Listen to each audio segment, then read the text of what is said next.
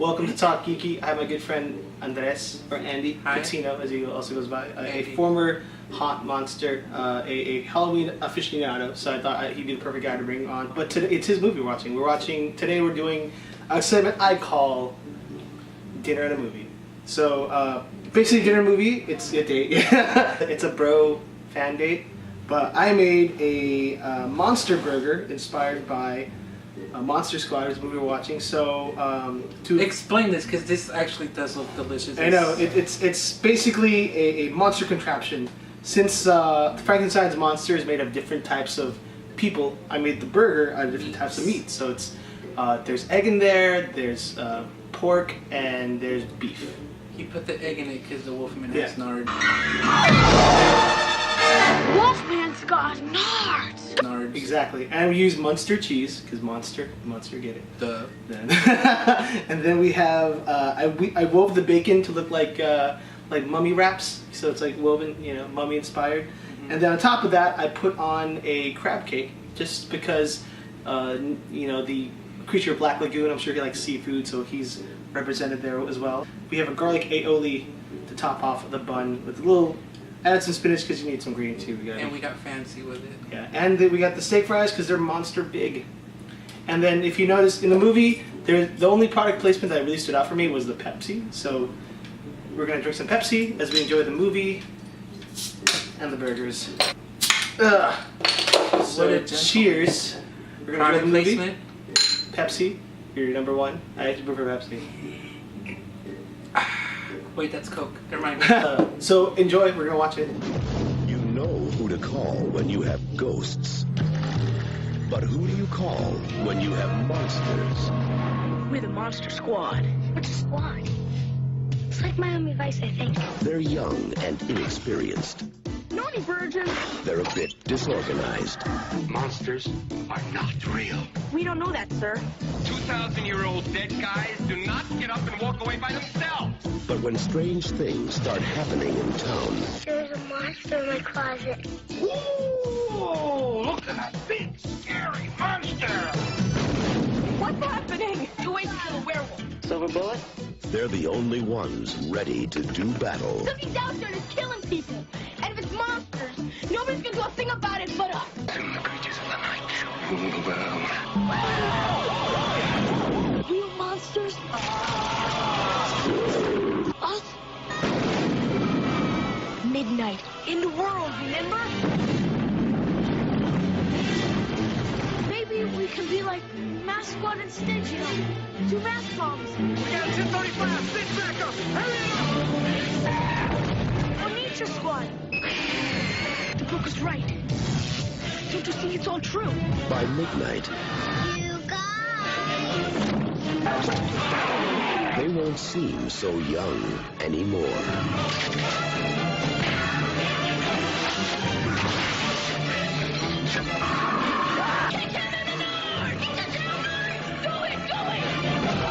The Monster Squad. Wolfman's got nards. Welcome back to Talk Geeky. Me and Andres have just watched. Let's say a good way. we just watched Monster Squad and had a big monster burger with our meal, Which was really good. Yeah, thank you. Stuff. But let's talk Monster Squad. You know more of the movie than I do because you own the movie and you've seen it more times. This is my first time seeing it. Maybe in I want to say 7-8 years. Yeah. One of my favorites. I imagine Goonies, Stand By Me, all these great '80s kind of kid movies. That's Super 8. Yeah, Super 8, but not Modern. 80s, but modern. Yeah. But it tells a story about a bunch of kids who happen to find out that Dracula and the Wolfman, Creature of Black Lagoon, and the monster of Frankenstein, they're all real, and they're coming to their town to take over, or they're coming. They were looking for the amulet. Which will release the world of darkness, of demons, monsters. They're all gonna take over the world if these kids don't. You know, the usual. Yeah. But these kids are the only ones that know what's going on because they have a little not secret, but they have a little secret group of friends they call the Monster Squad because they love They love the classic movie monsters, and they do nothing but read comic books and magazines, and they sit and just talk about how to kill a monster, what to do if this happens, you know. So they're basically they're geeks. And Does it hold its weight? Yeah, From you were a kid? Yeah, I still to this day I think. Like now that you comprehend more, and you know about there's better visual effects and whatnot. Yeah. I mean, does it still? You can still legitimately say like, I still love this movie. Yeah, no, I guess I really enjoyed the movie. It was their little thing. Like it's a very classic '80s movie. You know, like you have your '80s montage.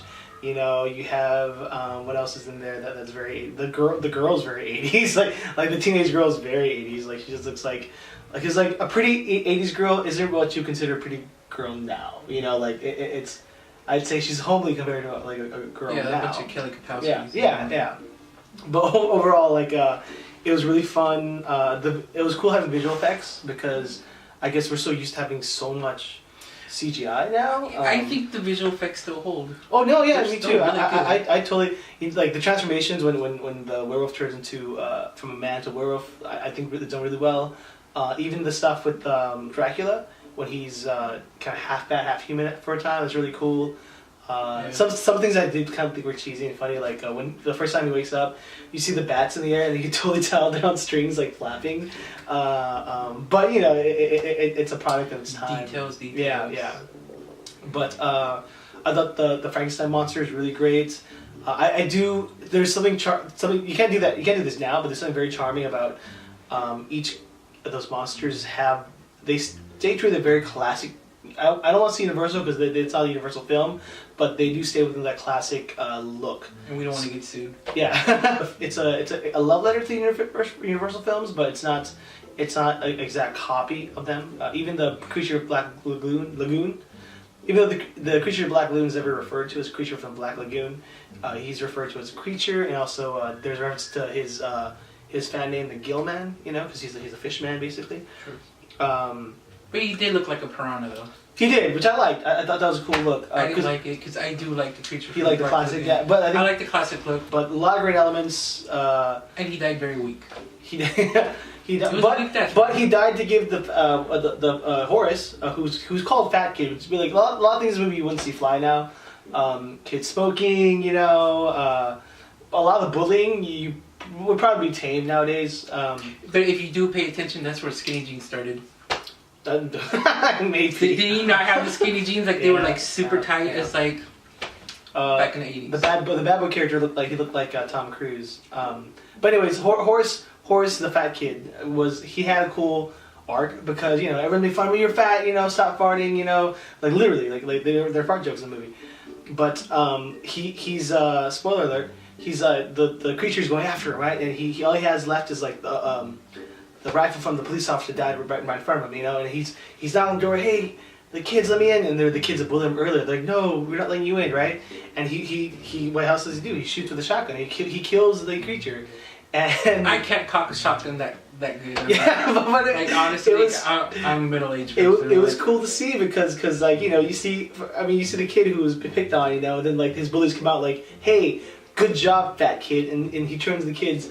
And does this badass like Schwarzenegger-esque like my name's Horace, you know, and it's really it's cool to have the arc for the character. Like, I love things like that, you know.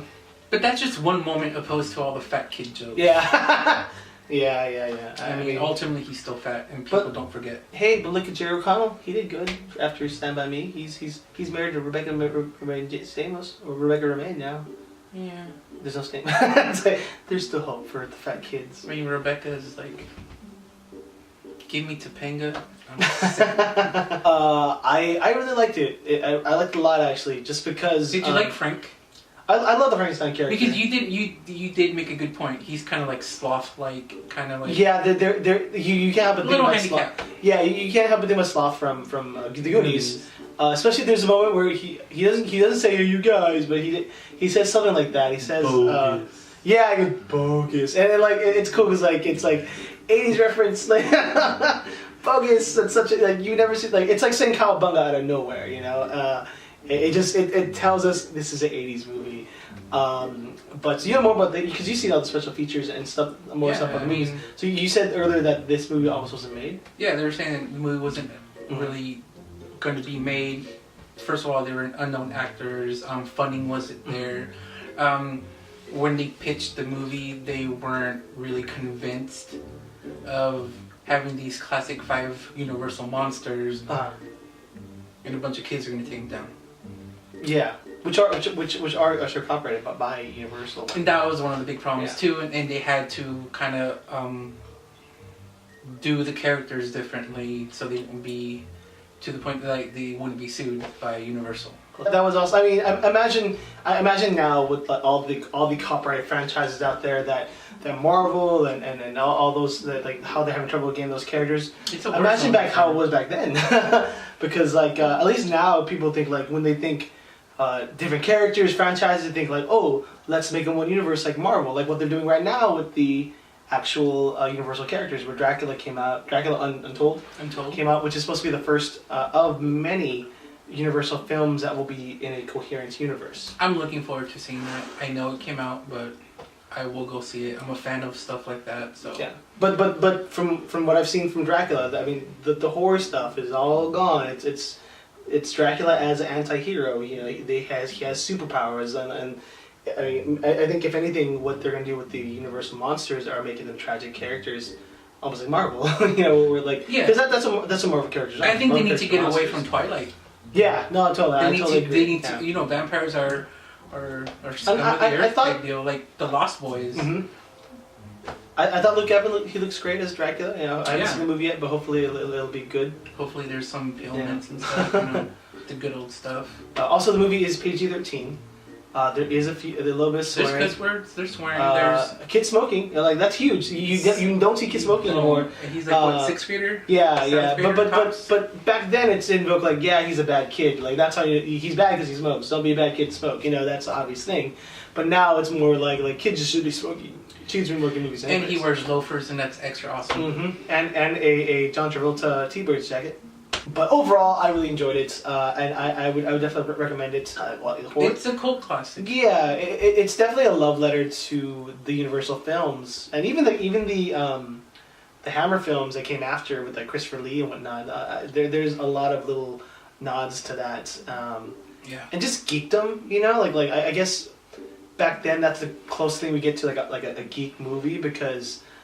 You're combining like 4 different franchises into one movie. Yeah. Where actually more because you're actually the kids themselves are almost allegory to all those other 80s movies. You know, like there's a Joaquin Phoenix character from Stab Movie.